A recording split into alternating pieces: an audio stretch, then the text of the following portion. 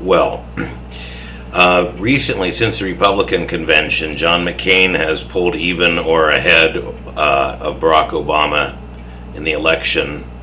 And there's been a lot of talk about inaccuracies, mudslinging, misrepresentation. And John McCain went on the presidential forum and said that if Barack Obama had gone to these town hall meetings with him, he wouldn't have started this extremely negative campaign after promising not to create a negative campaign in statements he made in the late spring and early summer. So there's an article that came out by Paul Krugman in the New York Times, who was not at all pro-Obama. He was very pro-Clinton. But I'd like you to hear what Paul Krugman had to say. September 12th, 2008, New York Times. Did you hear about how Barack Obama wants to have sex education in kindergarten and called Sarah Palin a pig? Did you hear about how Ms. Palin told Congress thanks but no thanks when it wanted to buy Alaska a bridge to nowhere?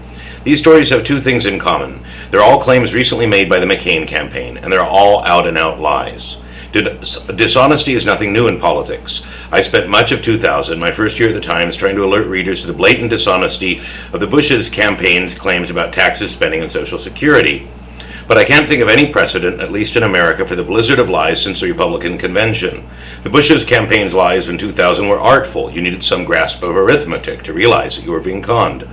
This year, however, the McCain campaign keeps making assertions that anyone with an internet connection can disprove in a minute, and repeating these assertions over and over again.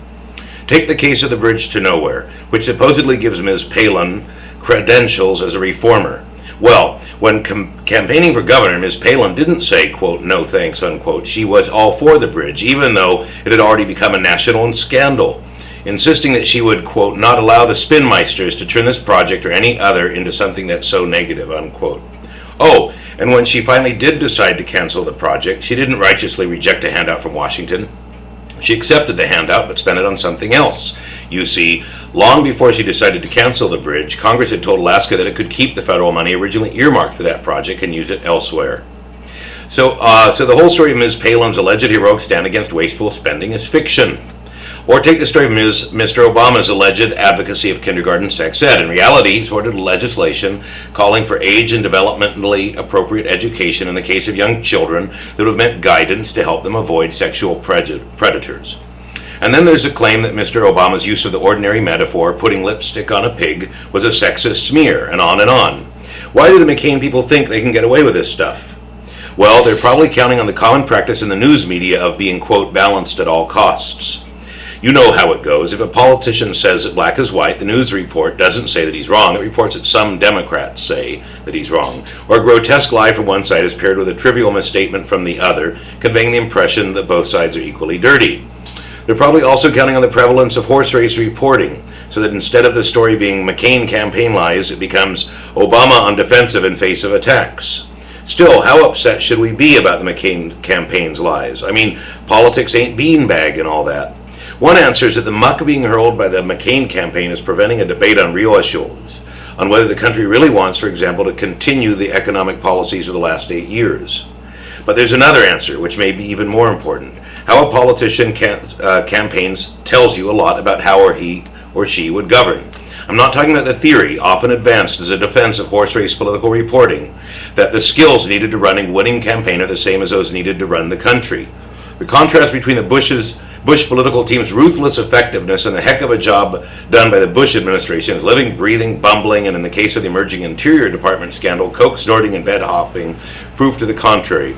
I'm talking instead about the relationship between the character of a campaign and that of the administration that follows. Thus, the deceptive and dishonest 2000 Bush-Cheney campaign provided an all too revealing preview of things to come. In fact, my early suspicion that we were being misled about the threat from Iraq came from the way the political tactics being used to sell the war resembled the tactics that had earlier been used to sell the Bush tax cuts. And now the team that hopes to form the next administration is running a campaign that makes Bush-Cheney 2000 look like something out of a civics class. What does that say about how that team would run the country? What it says, I'd argue, is that the Obama campaign is wrong to suggest that a McCain-Palin administration would just be a continuation of Bush-Cheney. If the way John McCain and Sarah Palin are campaigning is any indication, it would be much, much worse. That's the end of Mr. Krugman's remarks. Thank you.